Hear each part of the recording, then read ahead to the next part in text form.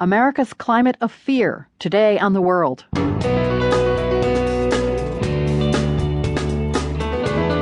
I'm Carol Hills. The GOP presidential candidates promise tougher action against the threats facing America.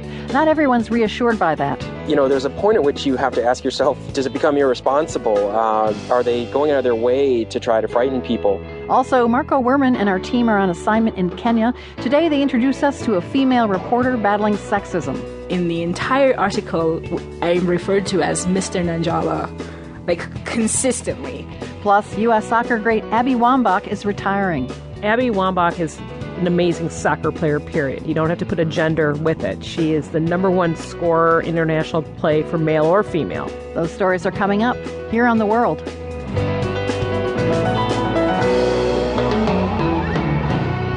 Marco's on assignment in Kenya, and we'll be hearing from him later in the show. First, though, if you tuned in last night for the Republican presidential candidates' debate, you know that the big message was that America faces a grievous threat from the so-called Islamic State. Here's Senator Marco Rubio. We must deal frontally with this threat of radical Islamists, especially from ISIS. This is the most sophisticated terror group that has ever threatened the world or the United States of America. And Governor Chris Christie chimed in with this. We have people across this country who are scared to death.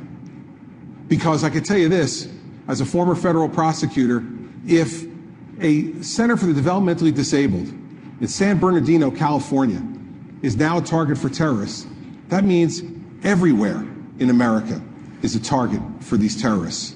Most of the candidates agree on who's to blame, aside from the extremists. Here's Rubio again. The president has left us unsafe. He spoke the other night to the American people to reassure us. I wish he hadn't spoken at all. He made things worse. Because what he basically said was, we are going to keep doing what we're doing now, and what we are doing now is not working. Michael Crowley is senior affairs correspondent for Politico.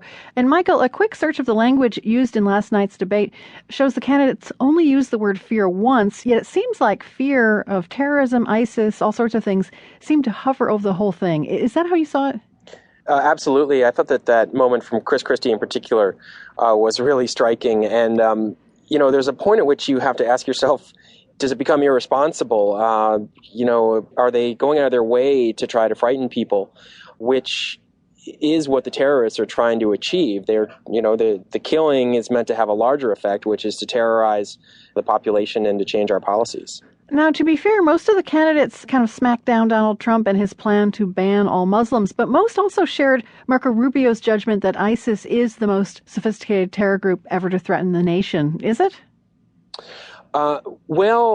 Sophisticated can be defined different ways. I think actually when Al-Qaeda was sort of in its prime, so to speak, and pulled off the 9/11 attacks, that was a level of sophistication I don't think we've seen since then in terms of planning and coordinating a spectacular attack involving, 20 people, at least in the case of 9/11, hijacking multiple planes, etc.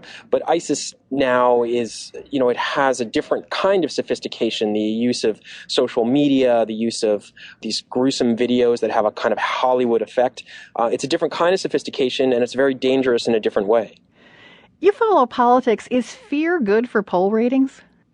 Well, I think that fear is good if you're a Republican candidate trying to demonstrate your toughness in opposition to Barack Obama's policies, to show that you're a good Republican, you're fighting Obama hard, you get why Obama is, quote unquote, a failure, which I think is a message that particularly base Republican voters respond to. So rather than the complex work of proposing difficult policy solutions, what you can do is sort of riff in an emotional way that also makes for great sound bites the morning after the debate about how much trouble Barack Obama has gotten us into and how much jeopardy he's put us into, and then cast yourself as the savior, kind of skimming over the difficult work of the costs and trade-offs of implementing policies in response.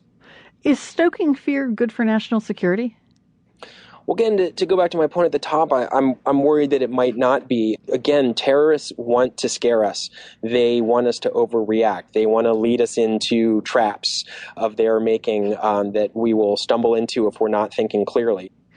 Michael Crowley is senior foreign affairs correspondent for Politico. Thanks, Michael. Thanks for having me. Here's something else fear can do. It can stand in the way of positive change. That's often the case in Afghanistan, for example. Women and others who suffer abuse there fear that speaking out will only land them in bigger